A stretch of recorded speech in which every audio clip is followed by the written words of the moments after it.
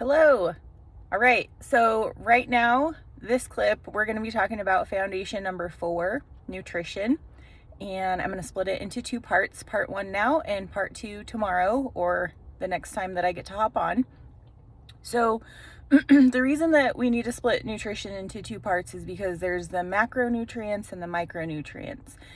And we can approach them together, but just in the space of health and wellness, there's so much noise that to simplify it, I'm going to break it into 2 parts. And also, this foundation seems to be the one that people spend the most time on, but also get most confused with.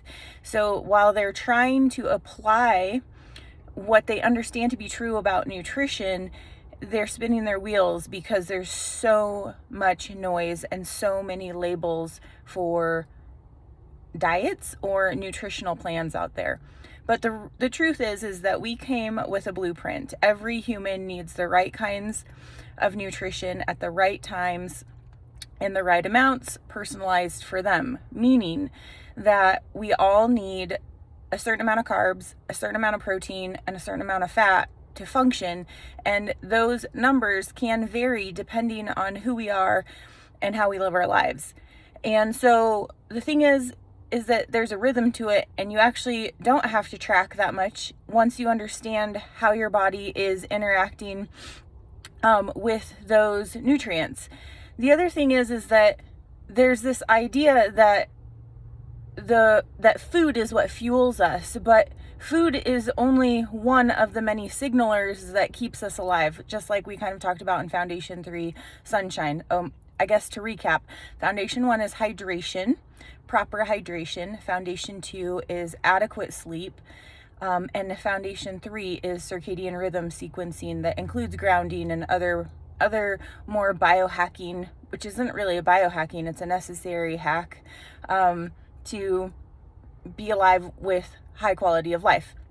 So Foundation 4 is where people actually spend most of their time, but there's really, food is just a signal, and the kinds of food that we eat are signals, and they turn our hormone pathways, our transmitter pathways, our biochemistry on or off depending on how much signaling we're getting, which is why some people need more carbs and some people need less carbs depending on their makeup and their lifestyle and their activity levels, or how far they're into the disconnection and diseasing process or the connection and functioning process. So back to the nutrients, macronutrients, carbs, fats, proteins, then I'm seeing this idea out there that you can just live intuitively and with the rhythms of life. And that is so true if you've already done the digging and the foundation laying of how you understand nutrition and you have a plan.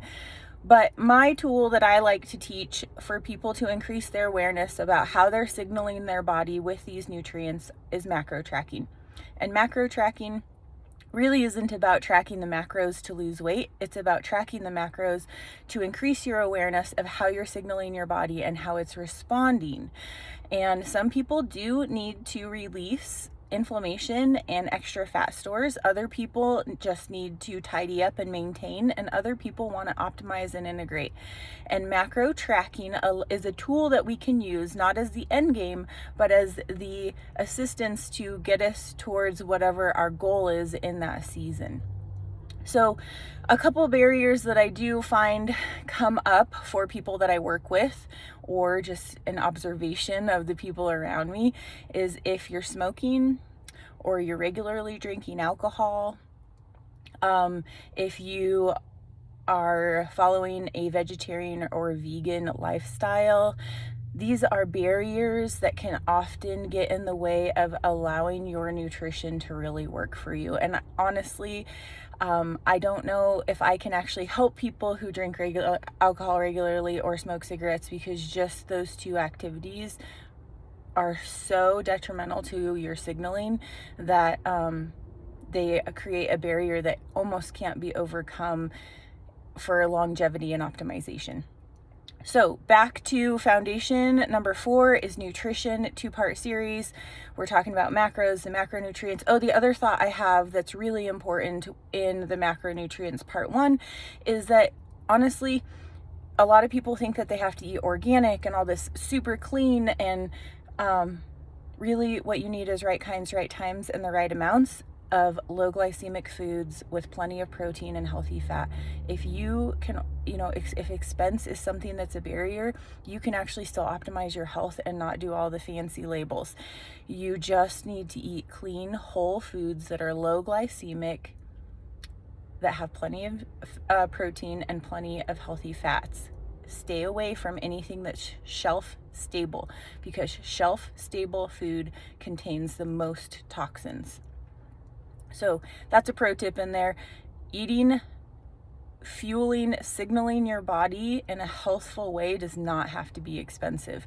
Yes, there are benefits to eating more organic, local, sourced, all of those things, but honestly, you got to do the best you can with what you got to get started, and then you can refine the process on the way. All right, so this is a longish clip, so I'm going to stop part 1 now, and tomorrow we'll talk about part 2, which are the essential micronutrients necessary to pair with your macronutrient signaling. If you have any questions about this, drop it in the comments. I hope you have a wonderful day. Get out, get some sunshine, hydrate properly, and catch some good sleep tonight.